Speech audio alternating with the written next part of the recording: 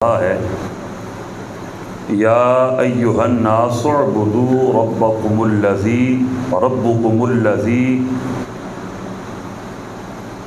اے لوگو اعبدوا عبادت کرو ربکم الذی جو تمہارا رب ہے۔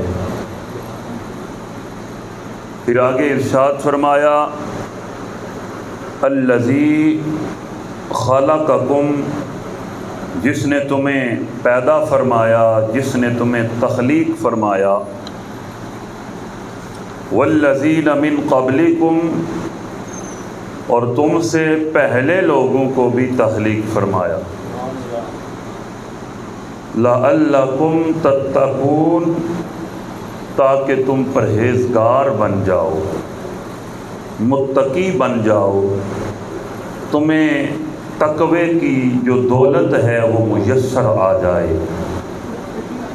تو معزز حاضرین و سامعین، سب سے پہلے اللہ رب العزت نے اپنی عبادت کا تذکرہ کیا، اور ایک جگہ کے اوپر اللہ رب العزت نے یہ بھی ارشاد فرمایا وَمَا خَلَقْتُ الْجِنَّ وَالْإِنسَ إِلَّا لِيَعْبُدُونَ، ہم نے نہیں بنایا جنوں کو اور انسانوں کو الا لیعبدون مگر عبادت کے لیے۔ تو انسان کی اور جنوں کی تخلیق کا ایک مقصد یہ بھی ہے کہ وہ اللہ رب العزت کی عبادت کرنے والے بن جائیں، اور اسی طرح وہ اپنے اوپر رب کی بندگی کو لازم کر لیں۔ اور حاضرین گرامی قدر، جب بندگی میسر آ جائے گی تو یقیناً پھر بندہ اس رب کا مقرب ہو جائے گا، اس کا محبوب ہو جائے گا، اور پھر وقت ایسا آئے گا ظہر عصر یا کسی بھی نماز کا وقت آئے گا، وہ نماز ادا کیے بنا رہ نہیں پائے گا۔ وہ عشاء کی نماز ہے تو اسے نماز کے بغیر نیند نہیں آئے گی، اور صبح کی اگر نماز ہے تو صبح کی نماز میں وہ وقت سے پہلے بیدار ہو جائے گا، کیونکہ درد منداں نو یاد سجن دی ستیاں آن جگاوے، تو وہ درد اسے مل جائے گا۔ تو پھر اس وجہ سے حزین گرامی قدر اللہ رب العزت کا محبوب و مقرب بن جائے گا۔ تو ارشاد فرمایا یا ایھا الناس، اے لوگو اعبدوا عبادت کرو ربکم الذی، اس رب کی خلقکم جس نے تمہیں پیدا فرمایا، والذین من قبلکم اور تم سے پہلے لوگوں کو پیدا فرمایا۔ اور اس بات سے یاد رکھ لیں اس مالک مکرم کی ذات کے اوپر یقین اور کامل ہو جاتا ہے کہ جو رب مجھے اور تجھے بنانا جانتا ہے، تجھ سے پہلے جتنی مخلوق گزری وہ اسے بھی بنایا اسی نے، اور پھر جو آنے والی مخلوق ہے وہ اسے بھی بنانے والا ہے۔ اور اسی بات کے پیش نظر عقیدہ آخرت مضبوط ہو جاتا ہے، کیونکہ جب اللہ کے حکم سے اسرافیل سور پھونکیں گے تو ہر چیز فنا ہو جائے گی، اور پھر اس کے بعد دوبارہ حکم ہوگا اسرافیل سور پھونکو۔ اسرافیل جب دوبارہ سور پھونکیں گے تو حاضرین گرامی قدر جتنے انسان اللہ نے اس کائنات میں بنائے تھے اور انہیں موت دے دی تھی، وہ سارے کے سارے اس ایک سور کے اوپر جمع ہو جائیں۔ تو عقیدہ آخرت جو ہے یہ پختہ ہوتا ہے کہ وہ رب جس نے تجھے بنایا اس نے تجھ سے پہلے بھی لوگوں کو بنایا، اور تو چلا جائے گا تو تیرے جانے کے بعد یاد رکھ ایک وقت آئے گا اللہ ساری انسانیت کو اٹھائے گا۔ یہ اسی کی شان ہے، یہ اسی کی قدرت و اختیار کے اندر ہے، وہ جس طرح چاہے گا وہ اپنے بندوں کو اٹھا لے گا۔ تو دو باتوں کا تذکرہ ہوا، پہلا عبادت کا تذکرہ ہوا اس آیت میں، اور دوسرا ارشاد فرمایا کہ تمہیں بنانے والا میں ہوں۔ اور حضرین گرامی قدر، آقا صلی اللہ علیہ وسلم کے غلاموں، اس خدا کے خدا ہونے کے اوپر یہ بھی دلیل بڑی ہے کہ میرے آقا صلی اللہ علیہ وسلم کے دور سے پہلے عیسیٰ کا دور گزرا، اور حضرت موسیٰ علیہ السلام کا دور گزرا، اور پھر حاضرین گرامی قدر اللہ کے پاک پیغمبر حضرت سیدنا موسیٰ علیہ السلام کے مقابلے میں فرعون آیا، اور پھر رب کی قدرت سے وہ جب دریا کے اندر غرق ہوا اس کی قوم تباہ و برباد ہوئی۔ اور یاد رکھ لیں اتنا عرصہ بیت گیا، اور اتنا عرصہ بیت جانے کے بعد آج بھی فرعون کی لاش موجود ہے، وہ مٹی نہیں، اسے کسی چیز نے کھایا نہیں، وہ تباہ و برباد نہیں ہوئی۔ حضرت موسیٰ کا دور تو بہت پہلے کا دور تھا، اور حضرین گرامی قدر پھر قرآن نے اعلان کیا۔ قرآن کیا اعلان کرتا ہے؟ قرآن فرماتا ہے کہ یہ جو فرعون ہے اسے ہم نے سمندر کے اندر غرق کر دیا۔ اب بتا میرے محبوب کو کون رہا ہے؟ بتا اللہ رب العزت رہا ہے۔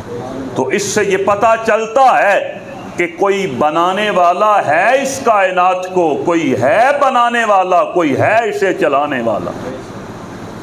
تو ارشاد فرمایا اے لوگو اس رب کی عبادت کرو جس نے تمہیں پیدا کیا اور تم سے پہلے لوگوں کو پیدا کیا۔ مالک ایسا کریں گے تو پھر کیا ملے گا؟ ارشاد فرمایا لعلکم تتقون، یہ عبادت کا مقصد یہ ہے کہ تاکہ تم پرہیزگار بن جاؤ، متقی بن جاؤ، تمہیں تقوی کی دولت مل جائے۔ پھر حاضرین گرامی قدر اللہ رب العزت نے آگے جو احسان کیے ان کا بھی تذکرہ کیا۔ ارشاد فرمایا الذی، وہی ہے، جعل، جس نے بنایا، لکم الارض، تمہارے لیے زمین، زمین کو کیا بنایا؟ فراشا، اسے تمہارے لیے فرش بنایا۔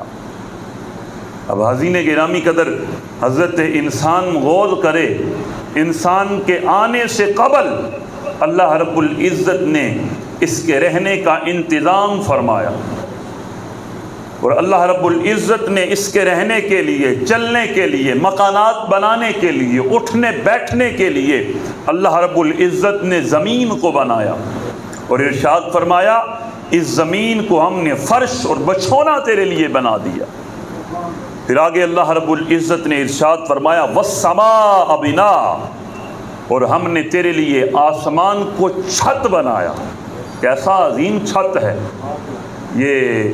ہمارے ہاں اگر کوئی بڑا لینٹر ڈالنا ہو تو جو ٹھیکیدار ہوتے ہیں وہ کہتے ہیں اس کے اندر پلر دیے جائیں گے، تو ستون نہ دیے گئے تو یہ چھت بیٹھ جائے گا، اور بیٹھے گا بھی اور آپ کا نقصان ہو جائے گا۔ لہٰذا زیادہ سے زیادہ ستون پلر دیے جائیں تاکہ چھت بیٹھے نہ، اس کے اندر دراڑیں نہ پڑیں، ستون زیادہ لگائے جائیں، چاروں کونوں کے اوپر لگائے جائیں، پھر وزنی سے وزنی سریا جس کا انتخاب کیا جاتا ہے تاکہ بیم بھی پختہ ہوں، پلر و ستون بھی پختہ ہوں، تاکہ چھت نیچے نہ آ جائے، اس کے اندر دراڑیں نہ پڑ جائیں، اس کی قدرت کے اوپر قربان نہ جائیں، اس کے فضل کے اوپر قربان نہ جائیں، جس نے اتنا بڑا چھت بنا دیا اور وہ اتنا بڑا چھت بغیر ستونوں کے بنا دیا، اور وہ بغیر ستونوں کے بنا کے آج بھی کھڑا ہے۔ میں اور تو چھت ڈالے، ستون باقاعدہ بنائے، پھر بھی خطرہ ہوتا ہے کہ کہیں سے کوئی ستون بیٹھ نہ جائے، کہیں سے چھت نہ بیٹھ جائے، کہیں سے چھت گر نہ جائے۔ شاید یہ آندھیوں کا، یہ بادلوں کا مقابلہ کرے گا یا نہیں کرے گا، لیکن قربان نہ جائیں اس کی عظمت کے اوپر کہ جس نے اتنا بڑا چھت کھڑا کر دیا اور بغیر ستونوں کے کھڑا کر دیا، اور کائنات کی کوئی بھی چیز اسے ہلا نہیں سکتی، آگے پیچھے نہیں کر سکتی، دائیں بائیں نہیں کر سکتی۔ تو حاضرین گرامی قدر، پھر بے ساختہ اس کی قدرتیں یاد آتی ہیں تو بندے کے منہ سے نکلتا ہے سبحان ربی الاعلی، سبحان ربی الاعلی، سبحان ربی الاعلی، اور یہی زبان سے نکلتا ہے انک علی کل شیء قدیر، جی مالک تو پاک بھی ہے، تو عظمتوں والا بھی ہے، اور تو ہر چیز کے اوپر قدرت، گرفت، اختیار رکھنے والا ہے، اور ہر چیز کا احاطہ بھی تو ہی کیے ہوئے۔ تو حضین گرامی قدر، یہ رب کی عظمت کی دلیل ہے، یہ اس کے فضل کی دلیل ہے، اور اس کے موجود ہونے کی دلیل ہے۔ پھر آگے ارشاد فرمایا جو تیسرا انعام اپنے بندوں کے اوپر کیا، ارشاد فرمایا وَأَنزَلَ مِنَ السَّمَاءِ، اور ہم نے نازل فرمایا من السماء، آسمان سے، مان، بارش، ہم نے پانی کو آسمان سے نازل فرمایا۔ ہاں اب جو ہے وہ جدید طریقے اور ذرائع تو آ گئے، لوگ جو بارش برسانے کی کوشش کرتے ہیں، لیکن یاد رکھ لیں کبھی وہ برسا نہیں پاتے، کبھی برس جائے تو سنبھال نہیں پاتے۔ ہاں وہی بے نیاز ہے، وہ جتنی چاہے برسا بھی سکتا ہے، اور روکنا چاہے تو روک بھی سکتا ہے۔ اور پھر حاضرین گرامی قدر، لطف و محبت کی بات کرتا چلوں تو یہی اختیار اللہ رب العزت نے میرے محبوب کو بھی عطا فرمایا۔ جب بارش نہیں ہو رہی تھی، حضور مسجد نبوی ہے، منبر کے اوپر جلوہ فراز ہیں، عرض کی گئی یا رسول اللہ بارش نہیں، قحط سالی ہے، سبزہ ختم ہو گیا، ہمارے مویشی بھوکے مر جائیں گے اگر بارش نہ ہوئی۔ میرے مصطفیٰ نے منبر کے اوپر بیٹھ کے ہاتھ اٹھائے، مولا تیرے اختیار میں ہے، میں تجھ سے دعا مانگتا ہوں، مالک اپنے فضل سے بارش نازل فرما۔ ادھر میرے محبوب کے ہاتھ ابھی چہرے سے نیچے نہیں آئے، اللہ نے چھما چھم بارش کو نازل فرمانا شروع، بارش برسنا شروع ہوئی۔ پھر حاضرین گرامی قدر، وہ بارش برستی رہی، ہفتہ گزر گیا، اتوار گزر گیا، سوموار گزر گیا، پورا ہفتہ گزر گیا، پھر جمعے کا دن آ گیا، پھر صحابی کھڑے ہو گئے، عرض کی یا رسول اللہ اب تو اتنی بارش ہو گئی ہے، ہمارے گھر کے اندر کوئی بھی چیز خشکی نہیں رہی، ہمارے چھت ٹپک پڑے، آقا اب نہیں سنبھل رہی بارش، اب دعا کیجیے آقا بارش رک جائے۔ میرے آقا صلی اللہ علیہ وسلم نے پھر ہاتھ اٹھائے، حضور ہاتھ اٹھا کے دعا مانگ رہے ہیں، ابھی ہاتھ نیچے نہیں آئے، اللہ نے بارش کو روک دیا۔ تو یہ شان اللہ رب العزت نے میرے اور آپ کے کریم آقا صلی اللہ علیہ وآلہ وسلم کو عطا فرمائی۔ تو پہلا ارشاد فرمایا کہ ہم نے تمہارے لیے زمین کو فرش بنایا، بچھونا بنایا۔ پھر ارشاد فرمایا کہ ہم نے آسمان کو تمہارے لیے چھت بنایا، اور پھر آگے ارشاد فرمایا وَأَنزَلَ مِنَ السَّمَاءِ مَاءً، اور پھر آسمان سے تمہارے لیے پانی برسایا۔ پھر پانی برسا کے اس رب نے کیا وَأَخْرَجَ بِهِ، پس اس سے نکالا مِنَ الثَّمَرَاتِ، اس نے اس پانی کو برسا کے اس خشک زمین کے اوپر جو بے جان ہو چکی تھی، جو بنجر ہو چکی تھی، جو خشک ہو چکی تھی، جس کے اندر جان نہیں تھی، اس نے بارش کو نازل کر کے اس زمین کے اوپر، اس زمین میں جان ڈالی، اور پھر جان ڈال کے اس سے کیا نکالا؟ اس سے پھل نکالے۔ پھر ارشاد فرمایا رزق لکم، اور تمہارے لیے اس سے رزق نکالا۔ پھر حاضرین گرامی قدر، اتنے انعامات گنوانے کے بعد اس اللہ نے، اس مالک نے پھر آگے ارشاد فرمایا فَلَا تَجْعَلُوا لِلَّهِ أَنْدَادًا، پس تم کیوں ٹھہراتے ہو پھر اس کے ساتھ جو ہے وہ شریک؟ اس کے ساتھ کیوں عبادت کے لیے جو وہ لوگوں کو ٹھہراتے ہو یا چیزوں کو ٹھہراتے ہو؟ پھر آگے ارشاد فرمایا وَأَنْتُمْ تَعْلَمُونَ، تم جانتے بھی ہو، تمہیں علم بھی ہے۔ تو حضرین گرامی قدر، یہ اتنے سارے جو اس مالک کے انعامات تھے، اس کا جو فضل تھا، ان فضلوں کا تذکرہ کر کے اللہ رب العزت بندے کو جو ایمان والے ہیں، مالک ان کے ایمان کو مضبوط کرنا چاہتا ہے، ان کے ایمان کو تازگی اور پختگی دینا چاہتا ہے، اور جنہوں نے ابھی تک کلمہ نہیں پڑھا ہوا، اللہ رب العزت انہیں جھنجھوڑنا چاہتا ہے۔ اور لوگوں میں نے تمہیں عقل نہیں دی، اس عقل سے کیوں نہیں سوچتے، تفکر کیوں نہیں کرتے، فکر کیوں نہیں کرتے، غور کیوں نہیں کرتے کہ میں نے تمہیں آسمان دیا، زمین دی، نعمتیں دی، سارا کچھ دیا، اور پھر اس کے باوجود تم میرے ساتھ شریک ٹھہراتے ہو۔ تو آقا صلی اللہ علیہ وسلم کے غلاموں جو ایمان والے ہیں، انہیں یہ کہا جا رہا ہے اے ایمان والو، کیا پھر بھی اللہ کا مد مقابل بناتے ہو؟ یاد رکھ لو، اللہ رب العزت کا مد مقابل، سارے بولیں اللہ کا مد مقابل، ان الشرک لظلم عظیم۔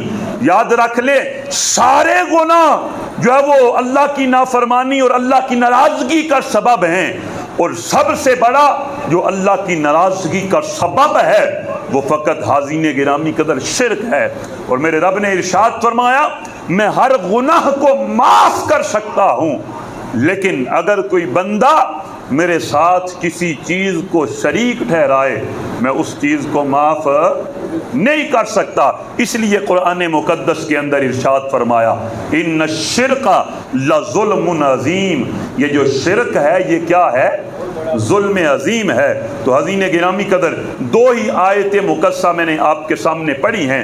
پہلی آیت کے اندر اللہ رب العزت نے ارشاد فرمایا کہ اے لوگو، میں نے تم نے اپنی عبادت کے لیے پیدا کیا، یا ایھا الناس اعبدوا ربکم الذی خلقکم، اے لوگو میں نے تمہیں اپنی عبادت کے لیے پیدا فرمایا اور تم سے پہلے لوگوں کو پیدا فرمایا۔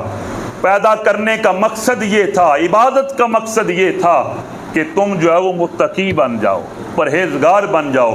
پھر اللہ رب العزت نے جو اس کے بندوں کے اوپر احسان تھے، ان احسانوں کا تذکرہ کیا، اور تذکرہ کر کے ارشاد فرمایا کہ اے میرے بندو، میں نے آسمان بنایا، تمہارے لیے زمین بنائی، پھر آسمان سے تمہارے لیے بارش کو نازل کیا، پھر اس بارش کے ذریعے سے تمہارے لیے ثمرات، پھل اور رزق نکالنے کا مقصد یہ تھا کہ اے میرے بندو تم وہ رزق حاصل کر سکو پاکیزہ۔